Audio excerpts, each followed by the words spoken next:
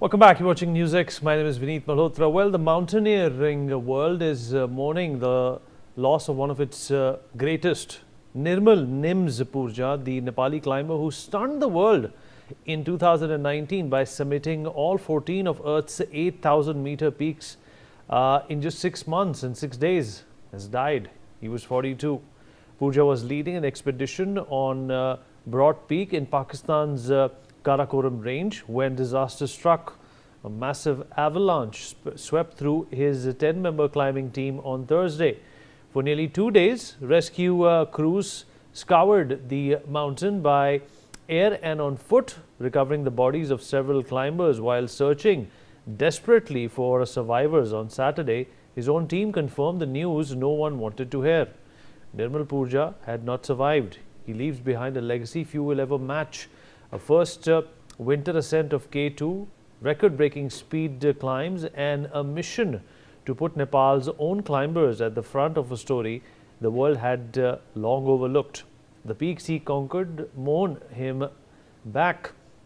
Rest well, Nims, is what we can say. And before we open this conversation with our guests, let's take a look at who the 10 mountaineers were, the rescue timeline, and the 5 most daring rescues of all time. And then, of course, we'll get talking with our guests and understand from them what this loss means to the world of mountaineering. Well, the 10 mountaineers of the world, of course, number 1 is Nirmal Nims Purja, as he was known, Nepali expedition leader, famed for climbing all 14 8,000ers in 6 months. That's a huge accomplishment. It's almost impossible.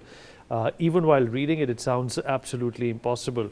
Pur Bahadur Yukta Gurung, Nepali guide, who died, unfortunately, as a result of this avalanche that, of course, was not predicted. Kili Kilu Pemba Sherpa, a Nepali high-altitude worker, was also declared dead in this avalanche. Nima Sherpa, Nepali high-altitude worker, has also passed away as a result of this enormous tragedy. In Pakistan is what we are learning. Navang Thindu Sherpa, Nepali high-altitude worker, is also dead as a result of this particular expedition gone wrong. Gyalu Sherpa, Nepali high-altitude worker, is also no more.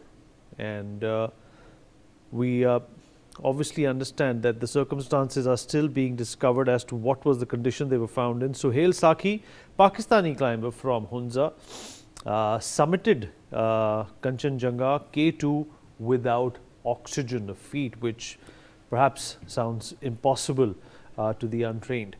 Wang Zhong, a Chinese high-altitude climber, is also dead in this expedition. So 8 people have died so far, total of 10. We are not sure about whether their bodies have been recovered. American high-altitude climber Mallory Geese is also amongst those people who died as a result of this unfortunate accident. And last, Nadhira Al-Harthi, Omani climber, first Omani woman to summit Everest, is also no more as a result of this avalanche. Okay, so the rescue timeline, 30th July, I beg your pardon, 9:30 in the morning. Avalanche hits west ridge of the Broad Peak at 6,600 meters between Camp 2 and Camp 3. These are suggestive visuals of what must have happened. July 30th, the same time, 10-member expedition team pushed 1,000 meters downhill. All contact was lost at this point in time. The next day, ground teams had set out. At first light, it's impossible to conduct any rescue operations in the dark. It's inviting a lot of trouble, and those visuals are also in fact coming in from the site of that tragedy and of course the rescue operation as well. All right, we're going to speak to some of our guests and try and understand as to what were the circumstances in which these 10 expeditious as well as trained mountaineers died, and what could have been done differently.